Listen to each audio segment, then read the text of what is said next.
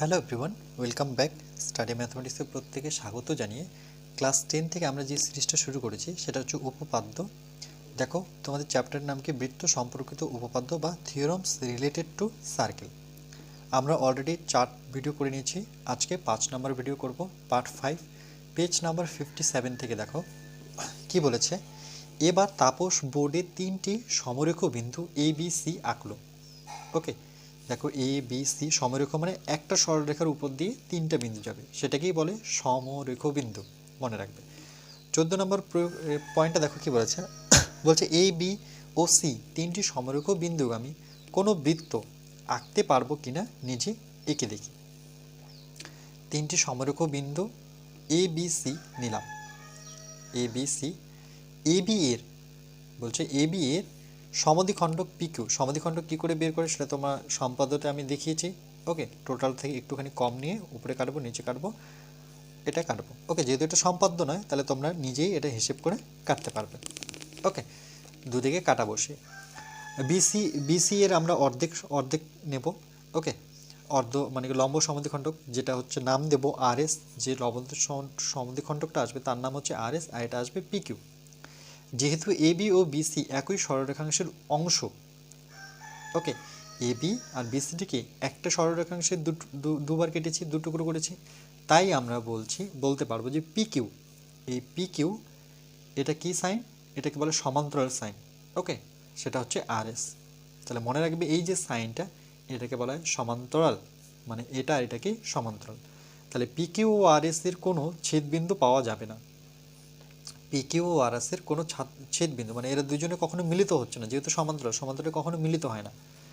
3টি সমরেখ বিন্দু দিয়ে কোনো বৃত্ত আঁকা সম্ভব নয়। এই লাইনগুলো খুবই ইম্পর্টেন্ট লাইন, যে 3টি সমরেখ বিন্দু দিয়ে কখনো বৃত্ত আঁকতে পারবো না, কিন্তু 3টি অসমরেখ বিন্দু দিয়ে আমরা কটা বৃত্ত আঁকতে পারি? একটা বৃত্ত আঁকতে পারি। এটা পার্ট 4-এ আমি সুন্দরভাবে বুঝিয়েছি। ওকে, তাহলে এই লাইনটাকে মনে রাখবে, স্টার চিহ্ন দিয়ে রাখো, যে 3টি সমরেখ বিন্দু দিয়ে কোনো বৃত্ত আঁকা সম্ভব নয়। এগুলো পারলে খাতায় একটু নোট ডাউন করে রাখবে। ওকে, এগুলোর থেকেই কোশ্চেন আসে। যুক্তি দিয়ে প্রমাণ করি 3টি অসমরেখ বিন্দু দিয়ে একটি মাত্র বৃত্ত অঙ্কন সম্ভব। কিন্তু এখানে কন্ডিশন কি দিয়েছে? প্রমাণ মূল্যায়নের অন্তর্ভুক্ত নয়। এই প্রমাণটা তোমাদের মূল্যায়নের অন্তর্ভুক্ত নয়, তাহলে এটা তুমি ছেড়ে দিতে পারো, কিন্তু আমি বলবো তোমাদের এটা বুঝিয়ে দিচ্ছি। কেন কি এক্সট্রা জিওমেট্রি তোমাদের 3 নম্বর টার্গেটের জন্য তোমাকে পুরো ডিটেলসটা জানতে হবে। ওকে, তাহলে তো তুমি অ্যাটেন্ড করতে পারবে। তো চলো, এটা আমি বুঝিয়ে দিচ্ছি। ওকে, এটা কিন্তু তোমাদের মূল্যায়নের অন্তর্ভুক্ত নয়, পরীক্ষায় থাকবে না, মানে অ্যাজ আ উপপাদ্য হিসেবে থাকবে না, কিন্তু এক্সট্রা জিওমেট্রিতে এর যে নলেজটা সেটা আমার কাজে লাগতে পারে। ওকে, তাহলে এটা এক্সামের জন্য না, বারবার বলছি। ওকে, বলছে 3টি অসমরেখ বিন্দু দিয়ে একটি মাত্র বৃত্ত অঙ্কন সম্ভব। তো প্রমাণটা প্রদত্ত, দেখো যে এ বি সি 3টি অসমরেখ বিন্দু, দেখো এ বি সি একই সরলরেখায় নিয়ে এখানে একটা বিন্দু নিয়েছে, এখানে একটা বিন্দু নিয়েছে, এখানে একটা বিন্দু নিয়েছে। প্রমাণ করতে হবে যে এ বি সি 3টি অসমরেখ বিন্দু দিয়ে একটি মাত্র বৃত্ত অঙ্কন সম্ভব, মানে এই লাইনটা হুবহু টুকে দিয়েছে। অঙ্কন দেখো A B, A O B দ্বয় কি হয়েছে? এবার কি বলেছে দেখো, যে A B বিন্দুদ্বয় O B C বিন্দুদ্বয় যুক্ত করি। এ থেকে বি আর বি থেকে সি যুক্ত করেছে অঙ্কনে। A B O B C সরলরেখাংশ দুটির কি বের করব আমরা? সমদ্বিখণ্ডক বের করব। এ বির সমদ্বিখণ্ডক এটা, আর বি সির সমদ্বিখণ্ডক হচ্ছে আর এস। ওকে, যারা হচ্ছে পি কিউ আর আর এস কি সরলরেখা। যেহেতু A B O B C সরলরেখাংশ দুটি সমান্তরাল নয়, অবশ্যই দুটো সরলরেখা সমান্তরাল নয়, দেখতে পাচ্ছ, সুতরাং তাদের সমদ্বিখণ্ডক দুটি পি কিউ ও আর এস সরলরেখা ও বিন্দুতে ছেদ করে। এটা গিয়ে ও বিন্দুতে ছেদ করলো, আর পি কিউ গিয়ে ও বিন্দুতে ছেদ করে। তাহলে পি কিউ এবং আর এস সরলরেখা A B O B C সরলরেখাংশ দ্বয়কে যথাক্রমে ডি ও কি ই বিন্দুতে ছেদ করে। দেখো এটা এসে ডিতে ছেদ করেছে, আর এটা ইতে ছেদ করেছে। তাহলে ও থেকে ও এ বিন্দুদ্বয়, বলছে ও থেকে এ ও বি বিন্দুদ্বয় এবং ও সি বিন্দুদ্বয় যুক্ত করি। ও থেকে এ, ও থেকে বি আর ও থেকে সি যুক্ত করেছে অঙ্কটা। এবার প্রমাণটা দেখো কি বলেছে। আর এখানে বলছে প্রমাণ মূল্যায়নের অন্তর্ভুক্ত নয়। ওকে, প্রমাণটা তবু আমরা দেখে নিব, যে ত্রিভুজ ও এডি, ও এ ডি মানে এই ত্রিভুজটার কথা বলেছে, এবং ত্রিভুজ ও বিডি, ও বি ডি, এর মধ্যে দেখো কি কি আমরা কি কি কমন পাচ্ছি। ওকে, যে এডি সমান সমান বিডি, মানে দুটো সমান পাচ্ছি। এডি, এ থেকে ডি আর বি থেকে ডি, যেহেতু লম্ব সমদ্বিখণ্ডক তাহলে এই বাহুটা আর এই বাহুটা কি হবে, সমান হবে। ওকে, এটা একটা কন্ডিশন, কেন কি ওডি এ বি সরলরেখাংশের কি লম্ব সমদ্বিখণ্ডক। আরেকটা কি, যেহেতু এই দুটো সমান তাহলে এর কোণ দুটো সমান হবে। কোন কোণ দুটো, ডি কোণটা মানে ও D A, O D A এই কোণটা আর ও ডি বি এই দুটো কোণ কি হবে, সমান হবে।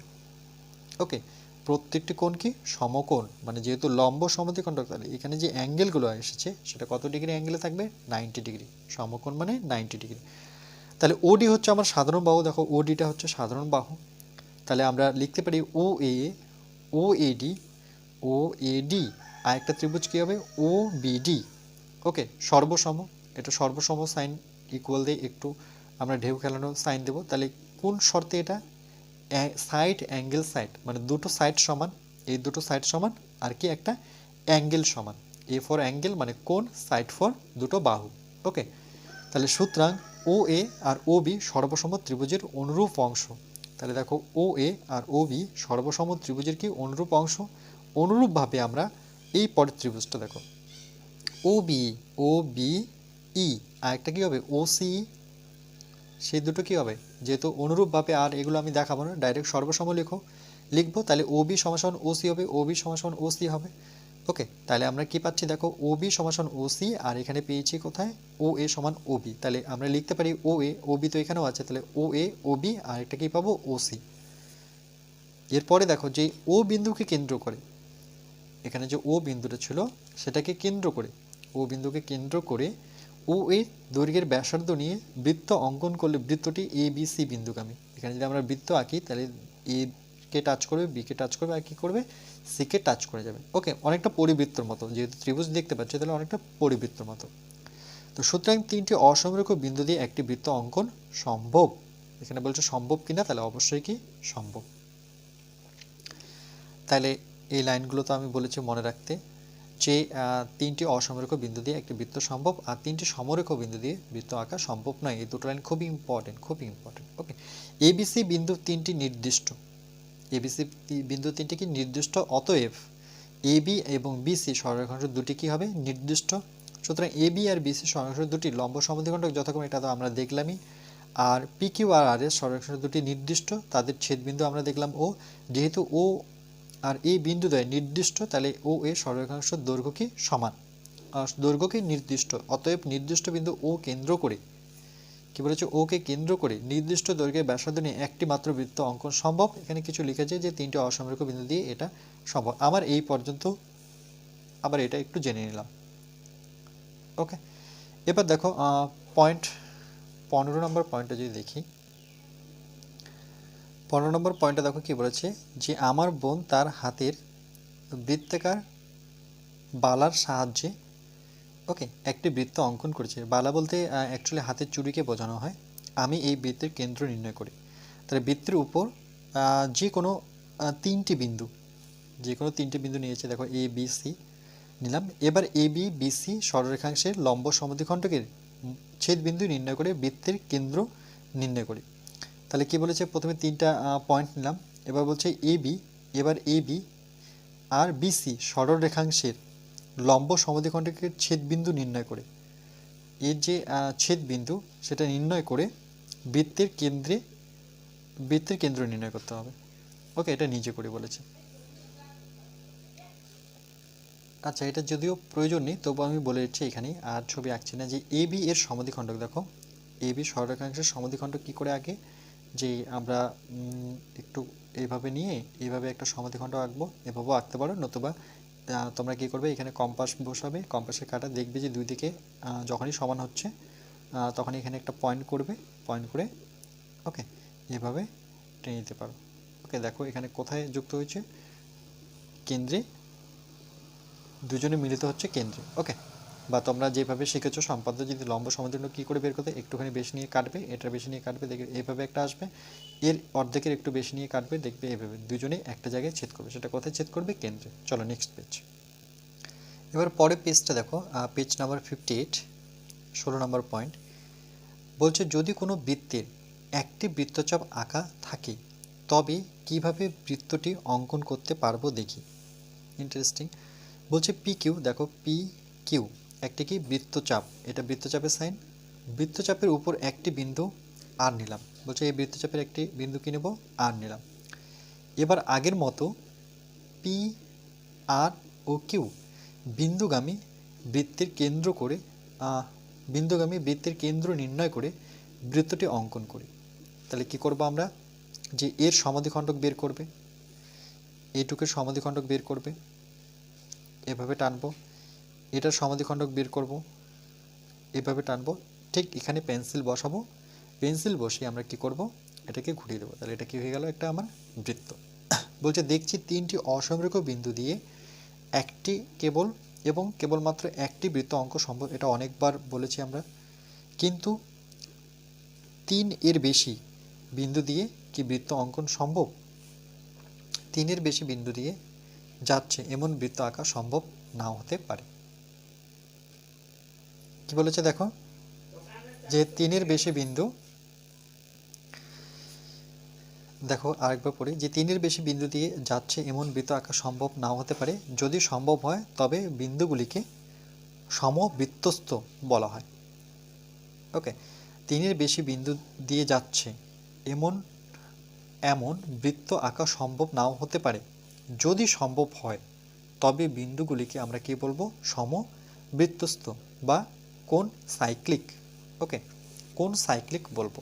তাহলে এই লাইনটাও মনে রাখবে, যে যদি সম্ভব হয় তাহলে সেটাই কি বলা হয়, কোন সাইক্লিক বা সমবৃত্তস্থ বলা হয়। 17 নম্বর পয়েন্টে দেখো কি বলেছে, কোনো চতুর্ভুজের শীর্ষবিন্দুগুলি একটি বৃত্তের উপর অবস্থিত হলে ওই চতুর্ভুজকে কি বলা হয়। এটা খুবই ইম্পর্টেন্ট। ওকে, এই উপপাদ্যটাও আমাদের কাছে ভীষণ ইম্পর্টেন্ট, পরবর্তী আমরা পাবো। তো বলছে যে চতুর্ভুজের শীর্ষবিন্দুগুলি কোনো একটি বৃত্তের উপর অবস্থিত সেই চতুর্ভুজকে আমরা বৃত্তস্থ চতুর্ভুজ বলবো। ওকে, সাইক্লিক কোয়াডরিলেটারাল বলা হয়। ওকে, কোয়াডরিলেটারাল বলা হয়। তাহলে কি বলবো, সেটাকে বৃত্তস্থ চতুর্ভুজ বলবো। ওকে, এই বৃত্তস্থ চতুর্ভুজ দিয়ে আমাদের একটা উপপাদ্য আছে, খুবই ইম্পর্টেন্ট উপপাদ্য। এবার দেখো সমদ্বিবাহু ট্রাপিজিয়ামটা একটু দেখে নিই। বলছে যে চতুর্ভুজের এক জোড়া বিপরীত বাহু সমান্তরাল এবং অপর জোড়া বাহু অসমান্তরাল ও সমান অর্থাৎ তির্যক বাহু দুটি সমান, তাকে সমদ্বিবাহু ট্রাপিজিয়াম বলা হয়। আইসোস্কেলস ট্রাপিজিয়াম। ওকে, এটা হচ্ছে সমদ্বিবাহু ট্রাপিজিয়ামের ডেফিনেশনটা দিয়েছে। তো সামুদ্রিক একটি ট্রাপিজিয়াম, বলছে সামুদ্রিক একটি ট্রাপিজিয়াম, কিন্তু এটি কি সমদ্বিবাহু ট্রাপিজিয়াম, এটা নিজে লিখে বলেছে। সমদ্বিবাহু ট্রাপিজিয়াম সেটি কি, দেখো নেক্সট কি বলেছে,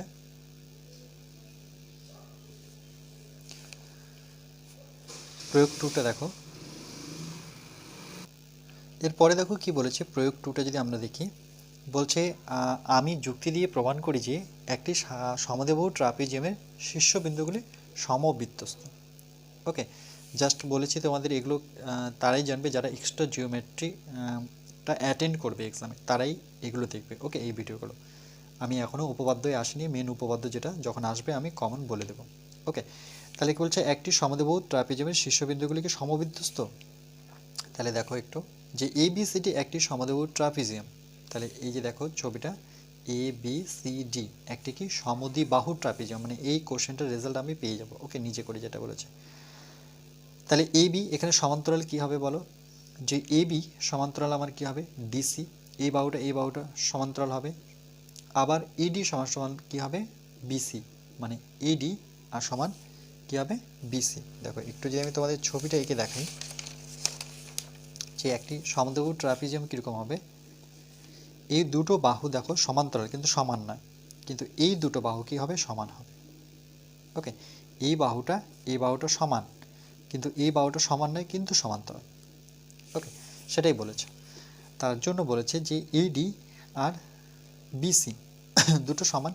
প্রমাণ করতে হবে যে ABCD ট্রাপিজিয়ামের শীর্ষবিন্দুগুলি সমবৃত্তস্থ, মানে এখানে যখন আমরা বৃত্তটা আঁকবো, এখানে 4টা পয়েন্টকে কি করে যাবে, টাচ করে যাবে। ওকে, সেটাই বলেছে যে একটা বৃত্তের মধ্যে কি থাকবে, ট্রাপিজিয়ামটা থাকবে। অঙ্কন দেখো যে ডিসি বাহুর, এই যে ডিসি বাহুটা দেখতে পাচ্ছ, এই ডিসি বাহুর সমাধিখণ্ডক পিকিউ, মানে ডিসি বাহুর সমাধিখণ্ডক প্রথমে এঁকেছে। ওকে, সমাধিখণ্ডক কী করে আঁকে এটা সম্পাদ্যতে আমরা শিখেছি। এবং এডি বাহুর সমাধিখণ্ডক, আবার এডি বাহুরও কী করেছে, সমাধিখণ্ডক করেছে। ওকে, দুটো বাহুরই সমাধিখণ্ডক করেছে। তাহলে দেখো এখানে ডিসিকে, এই ডিসিকে সমাধিখণ্ডক করার পর এক্স বিন্দুতে ছেদ করলো, আর এডির সমাধিখণ্ডক সেটা কোথায় ছেদ করেছে, জেডে ছেদ করেছে। বলছে পি কিউ এ বিকে, এই যে পি কিউ এ বিকে ওয়াই বিন্দুতে ছেদ করলো, দেখো ওয়াই বিন্দুতে ছেদ করেছে এর সমাধিখণ্ডক। ওকে, তারপর কি বললো, কি করেছে দেখো এ এক্স এবং বি এক্স যুক্ত করলাম, এ থেকে এক্স যুক্ত করব, আবার বি থেকে আমি এক্স যুক্ত করব, তাহলে একটা কি হয়ে গেল, দেখো একটা ত্রিভুজ চলে আসলো। তাহলে P Q R S K বলছে পি কিউ, আমাদের পি কিউ, এই যে পি কিউ, ওকে, পি কিউ আর একটা হচ্ছে আর এস কে ও বিন্দুতে ছেদ করে, একটা মিডল পয়েন্ট পাবো, একটা ছেদ বিন্দু পাচ্ছি। ও বিন্দুর সঙ্গে এ বি সি ডি যুক্ত করলাম, ওর সাথে আমি এ যুক্ত করব, সি যুক্ত করব, ডি যুক্ত করব, আর বি যুক্ত করব। প্রমাণটা দেখো কি বলেছে, বলেছে ত্রিভুজ এডিএক্স, এতে ত্রিভুজ উৎপন্ন হলো A D X. Okay, A D X, দেখো ত্রিভুজটা এডিএক্স, এবং ত্রিভুজ হচ্ছে BC X, B C X, এই দুটোতে দেখো সমান কি পাচ্ছি, ডিএক্স সমান পাচ্ছি, ডিএক্স সমান আর এক্সি সমান পাচ্ছি। তাহলে সিডি এর যেহেতু লম্ব সমাধিখণ্ডক, যেহেতু বাহু দুটো সমান, তাহলে কোণ দুটো সমান হবে। কোণ দুটো কি, যে এ ডিএক্স, এ ডি এক্স, আরেকটা কোণ কি হবে, বিসি এক্স, এই হচ্ছে আমাদের বি সি এক্স। ওকে, তাহলে এডি আর বিসি কি সমান, এডি আর বিসি কি সমান, এটা তো প্রদত্ত বলেই দেওয়া ছিল কন্ডিশনে। আর এখানে কেন সমান, দেখো যে সমদ্বিবাহু ট্রাপিজিয়ামের সমান্তরাল বাহু দুটির যে কোনো একটি বাহু সংলগ্ন কোণগুলি কি হয়, সমান হয়। ওকে, তাহলে যেহেতু আমি বাহু দুটো সমান পেলাম, কোণ দুটো সমান পেলাম, তাহলে আমরা কি কন্ডিশন করতে পারি, যে ত্রিভুজ এডিএক্স, এডি এক্স। ওকে, এরপরে কি বলেছে দেখো, যে যদি আমি দুটো ত্রিভুজ, যেটা হচ্ছে বিসিএক্স, বিসিএক্স, ওকে, এই ত্রিভুজটা কী হবে, সর্বসম হবে, দুটো সাইড সমান আর একটা অ্যাঙ্গেল সমান শর্ত অনুসারে। তাহলে আমরা দেখি A X equal to B X, মানে এ এক্স আর বি এক্স দুটো কি সমান, সর্বসম ত্রিভুজের অনুরূপ অংশ। তাহলে সমকোণী, এখানে দেখো সমকোণী ই এক্স ওয়াই, ত্রিভুজটা এ এক্স আর কি তার সাথে আছে ওয়াই, মানে এই ত্রিভুজটা, এবং সমকোণী বি এক্স ওয়াই, খুঁজতে হবে বি এক্স ওয়াইকে। এই দুটো ত্রিভুজের দেখো এ কোণ A Y x, A Y x, কেন এটা সমান, যেহেতু এটা 90 ডিগ্রি, তাহলে A Y B Y x, A Y x আর বি ওয়াই এক্স দুটো সমান, এই কোণটা কী হবে, সমান হবে, যেহেতু এ বি আর সিডি কি সমান্তরাল, আর সিডিটা কার উপরে লম্ব, পি কিউবের উপরে লম্ব। ওকে, আর এ বি লম্ব কার উপরে, পি কিউ। তাহলে অতিভুজ এ এক্স, আমরা অতিভুজটা যেহেতু এটা 90 ডিগ্রি অ্যাঙ্গেল, তাহলে অতিভুজ আমরা কি পাচ্ছি, এ এক্স পাচ্ছি, এ এক্স হচ্ছে অতিভুজ। আর একটা অতিভুজ কী হবে তাহলে আমার, বি এক্স। ওকে, আগে প্রমাণ করা হয়েছে। এবং এক্স ওয়াই উভয় ত্রিভুজের সাধারণ বাহু, বলছে এক্স আর ওয়াই এই দুটো উভয় ত্রিভুজের সাধারণ বাহু। তাহলে দেখো এখানে আমরা কি করব, যে এক্স ওয়াই সর্বসম হচ্ছে বি এক্স ওয়াই, একটু আগেই দেখলাম যে না, A X Y, A X Y, আচ্ছা এই ত্রিভুজটা আর বি এক্স ওয়াই দুটোই সর্বসমত, রাইট হ্যান্ড সাইড শর্তানুসারে। ওকে, তাহলে A Y equal to B Y, আমরা এ থেকে ওয়াই আর বি ওয়াই দুটো কি সমান, সর্বসম ত্রিভুজের অনুরূপ অংশ। তাহলে পি কিউ এ বি এর সমাধিখণ্ডক হবে, বলছে পি কিউটা এ বি এর কি হবে সমদ্বিখণ্ডক। এর পরেরটুকু কি বলেছে দেখো, যে ডিসি এর সমদ্বিখণ্ডক সেম ভাবে ডিসি, দেখো ডিসি এর সমদ্বিখণ্ডক কি হবে, নাম সেটা হচ্ছে এক্স। ওকে, তাহলে ডিসি এর সমদ্বিখণ্ডক হচ্ছে পি কিউ, এর উপর ও একটি বিন্দু অবস্থিত। তাহলে ডিসি এর সমদ্বিখণ্ডক হচ্ছে আমাদের পি কিউ, এই পি কিউ হচ্ছে সমদ্বিখণ্ডক, আর সেখানে একটা ছেদবিন্দু কি পেয়েছি ও। ওকে, তাহলে ডিও আর সিওটা কি সমান, দেখো ডি থেকে ও যা দূরত্ব, ডি থেকে যা ও দূরত্ব, ও থেকে সি দূরত্ব কি সমান। আবার ডিও সিও সমান, একইভাবে ডিও আর এও সমান পাবো, আর এ থেকে ও আর বিও কি সমান, মানে প্রত্যেকটাই সমান। দেখো ডি থেকে যেমন ডি থেকে ও সমান, তাহলে ও থেকে এ, আবার ও থেকে বি, আবার ও থেকে কি সি, প্রত্যেকটাই সমান। তারপরে লিখেছে যে সিও, তার মানে ডিও, এও আর বিও প্রত্যেকটাই কি সমান। তাহলে ও বিন্দুকে কেন্দ্র করে ও সি বা ও ডি বা ও এ বা ও বি সমান দৈর্ঘ্যে ব্যাসার্ধ নিয়ে বৃত্ত আঁকলে এই বিসিডি বিন্দু দিকে যাবে, অর্থাৎ সমদ্বিবাহু ট্রাপিজিয়ামের শীর্ষবিন্দুগুলি সমবৃত্তস্থ। তাহলে একটি সমদ্বিবাহু ট্রাপিজিয়ামে আমি একটা কি সমবৃত্তস্থ ছবি আঁকতে পারবো। ওকে, প্রমাণটা তাই বলেছে। বুঝতে পেরেছো? আজকে এই পর্যন্তই থাকবে, নেক্সট পার্ট আমরা নিয়ে আসবো 6।